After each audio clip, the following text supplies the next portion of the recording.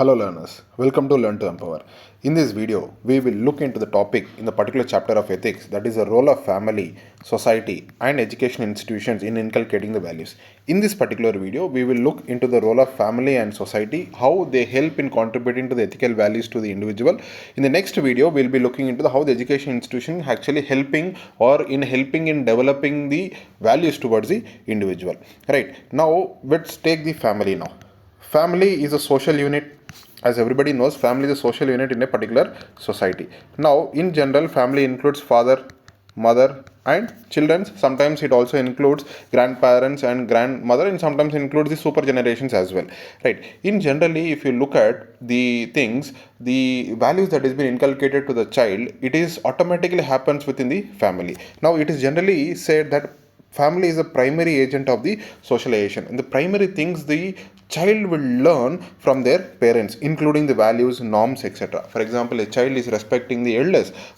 How come the child got to know about this? The child is worshipping to the god, or showing the benevolence towards others, and the child is showing compassion. The child is seeking for the emotional support of others. Right, how this has been inculcated to the child? It is through the values imbibing through the family system, right? And parents are also primary caregivers. Now a child will observe each and everything that has been happening in the family, right? And the father and mother sets the examples for the family, right? Generally the father is working hard, and mother is also working hard, no doubt. But how the family system is projected, it depends upon which kind of or what kind of family the child has been grown up, right? Let's take one example where the difference between the nuclear families and the joint families. In case of joint family, the role of mother is restricted only to the caregiving, right? Because the main person is a karta, is generally a male person, and he looks after the properties, etc. Right? When a child sees this, when her mother, his or her mother is always working in the kitchen, the child automatically thinks that yes, the role of female is always restricted to the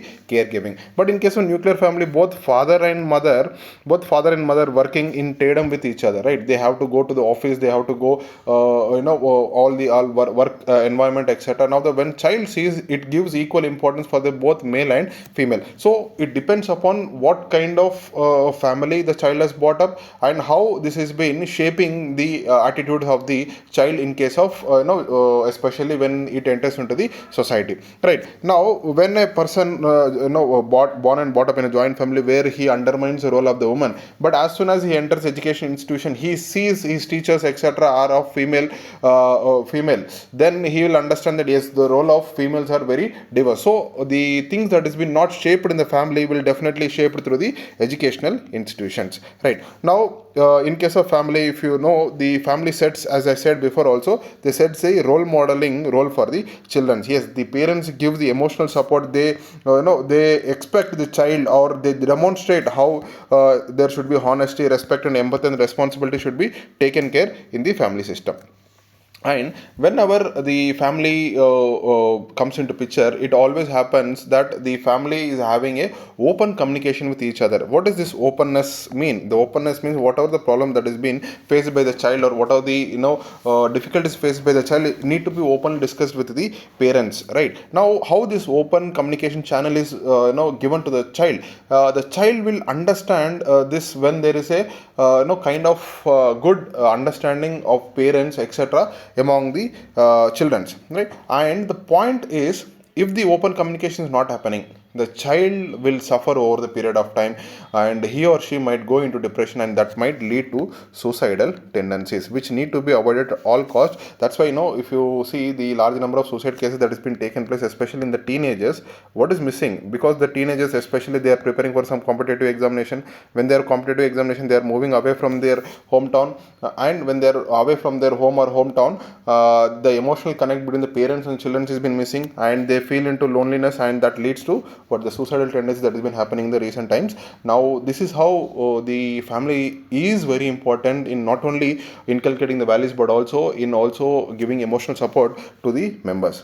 right? And moreover, as you know, the family also establish some family values also, right? As a family, as a community, they have certain values, etc. The parents will try to give, that kind of understanding to the child, and how the certain cultural values need to be respected, and they will navigate the child through the behaviors, etc. That has been done. That is the happens only with the help of the parents.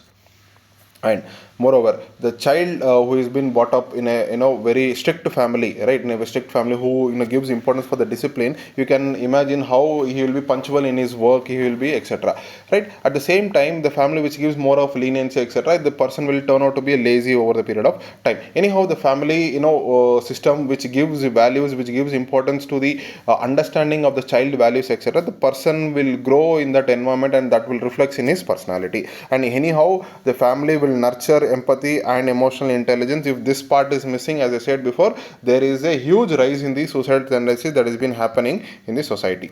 Right now, let's take the other part. Family is over. As I said, the family is a primary agent of socialization, and the society is a secondary agent of socialization, right? Certain things that is not dealt in the family system will be certainly dealt in the society, right? Society, what does society mean? Society is the place where the child is been brought up, where the child is been growing up over the period of time, where the child learns many things from the society, right? Now, apart from the family system, society also expects certain things from the child over the period of time. How the child should behave, how a male child should behave, how a female child should behave. I'm not getting into whether this is correct or not, but this is expectations of the society, how a male or a female child should behave. Generally, it is said a male should not cry. It does not mean male does not have any emotions. No, male certainly have emotions, but the society expects that the male should not cry. If the female cries, the society doesn't care at all, right? The point is, the society expects certain things, values from the individual, and the same thing is not expected out of the family. In case of family, a child cries for some toy or some mobile phone, the father over the period of time, he will get that child's desire. But when he does the same thing with the society, or when he enters into public sphere, there is nobody to care. You have to survive on yourself. That is, the society teaches one important lesson, that is the survival of the fittest. Survival of the fittest. Right now, as I said before, also the society expects some kind of social norms and expectation. Whenever there is a cultural festival that is even happening, let us take Diwali is happening. Right now, it is society expects you to wear certain attires.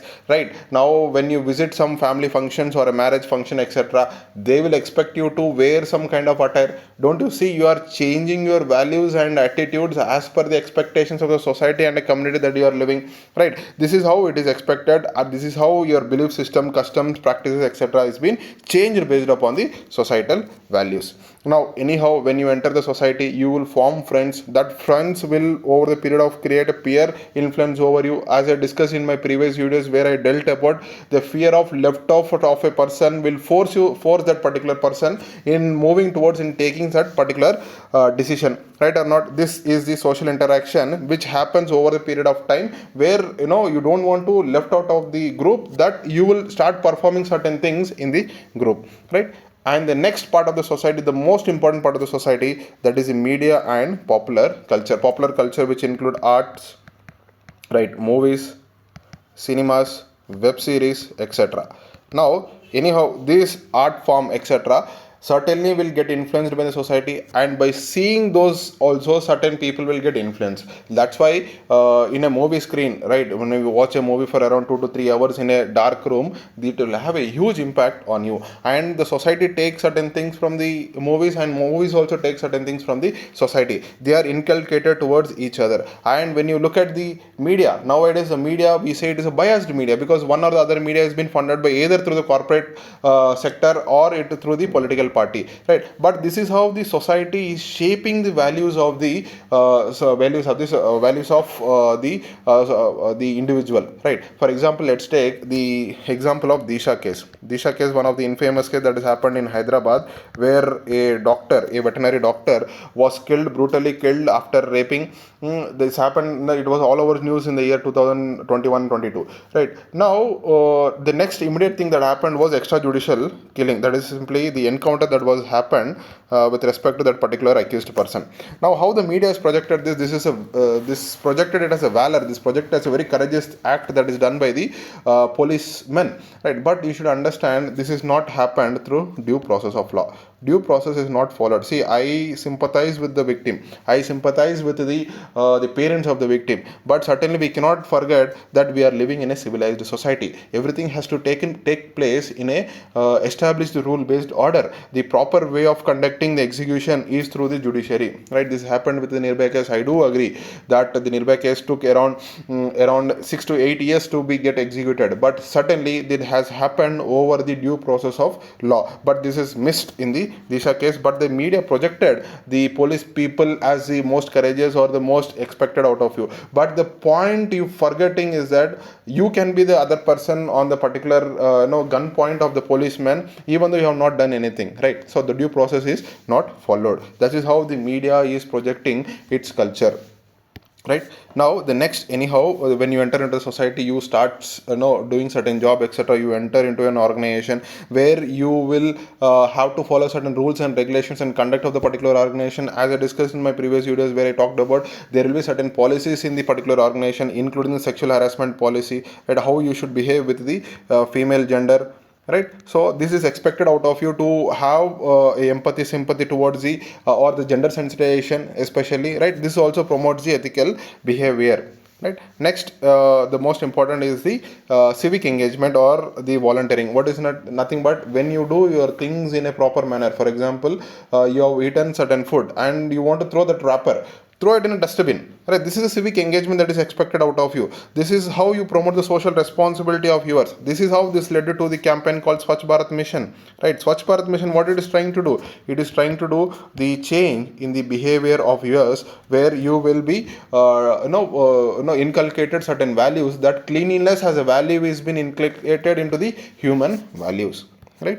Next is the, when you enter into society, obviously society is guided by the legal and ethical framework. When you have the human values, when you have that tendency, then certainly you will follow that legal and ethical framework that is set by the society, which is nothing but your legal system or the criminal justice system that has been followed over the period of time. This will ensure what? This will ensure fairness, justice and accountability of the individual, and this also creates, as I discussed, that is the social trust. When there is social trust, the crime rate will be reduced, and over the period of time, the society will have sense of belonging of each other. Done.